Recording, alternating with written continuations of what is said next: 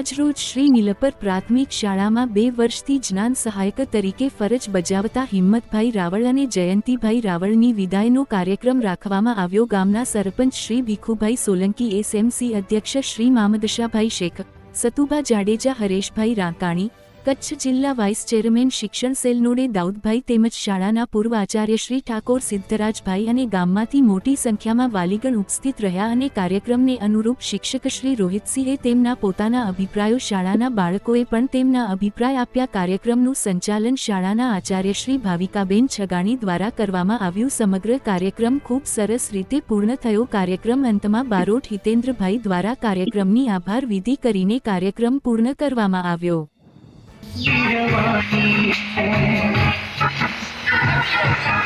कहती है धड़कन तुम छोड़ के जाओगे, हम सबको रुलाओगे, यादों के मीठे पल हरदम याद आएंगे।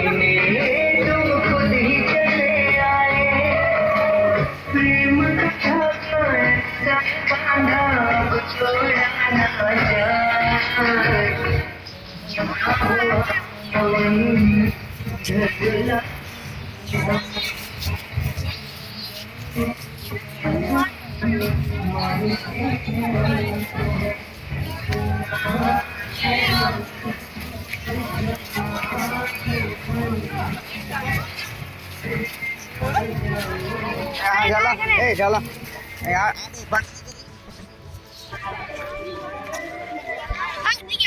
पड़ो। हाँ मंत्री भाई, वो मंत्री भाई, हाँ मंत्री क्या मेरे में कुछ है तो विचार कर। गेट है तो गेट क्या पता है?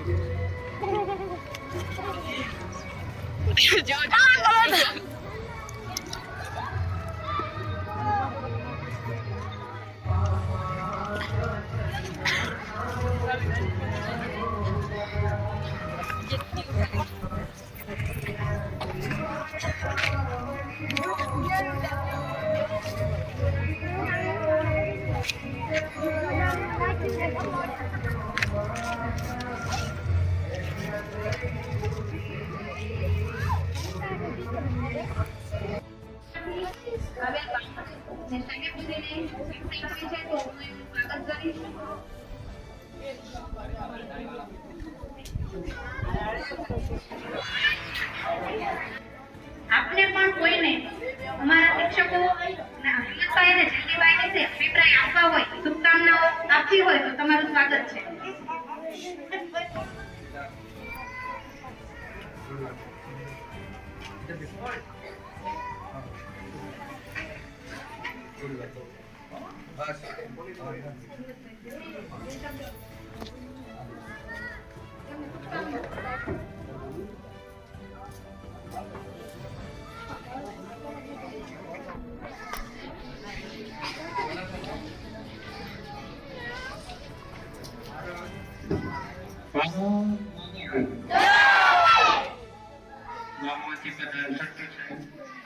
સિદ્ધરાજભાઈ, સતુભા, આચાર્ય શ્રી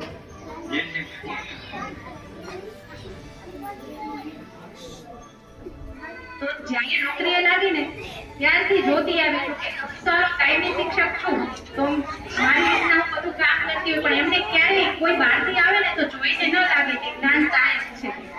અમારી પહેલા અમારાથી વધારે જગતથી બાળકો માટે કામ કરતા અને બાળકોને એમની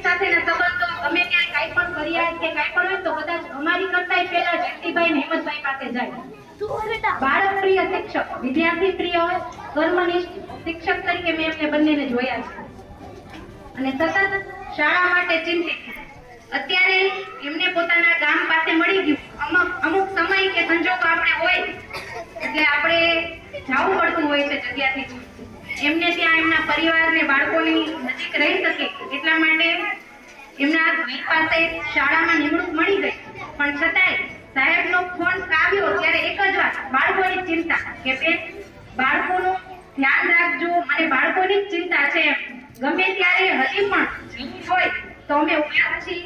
સતત બાળકો માટે હંમેશા દૂર થઈએ, મદદની જરૂર હોય તો અમે છીએ એવી એમની ભાવના. અને પર્સનલી મારો અનુભવ કયો તો અમારે જ્યારે બેનનો ચાર્જ આવ્યો તો અમે બે સાથે જ કામ કરતા. તો અમને બંનેને તો પ્રિન્ટ કાઢવાની એમ કે પ્રિન્ટ કેમ કઢાય ને એ આઈડિયા નહોતો. તો હિંમતભાઈ તો એક ગુરુ ગણી, એક ધીર ગણી, એવી રીતના અમને પહેલેથી બંનેને બધું શીખવાડ્યું અને સાથ આપ્યો છે. હજી ગમે કાંઈ પણ હોય તો બંને સાહેબો એમ કે બેન અમે સાથે જ છીએ, કાંઈ પણ કરવું હોય તો ક્યારેય એવો અહેસાસ નથી કરવા દીધો કે તમે આચાર્ય છો તો કે તમારે કરવાનું છે. એમના સાથ સહકારથી એમ કે અહીંયા હું ઊભી છું, હજી તમારે કાંઈ પણ જરૂર હોય તો અમારો સાથ જ છે. અને આ સંબંધ કે આ સંભાળનો ખાલી અહીંયા પૂરતું નથી, જિંદગીભરનો ભાઈ તરીકેનો સંબંધ રહેવાનો જ છે. અને એમને ભવિષ્યમાં અત્યારે બીજી શાળામાં પણ જાય છે તો ત્યાં હું શુભકામના પાઠવીશ કે ત્યાં પણ એવું જ બાળકોના દિલમાં એવી જગ્યા મેળવે, એવું જ નામ કમાય અને સ્વસ્થ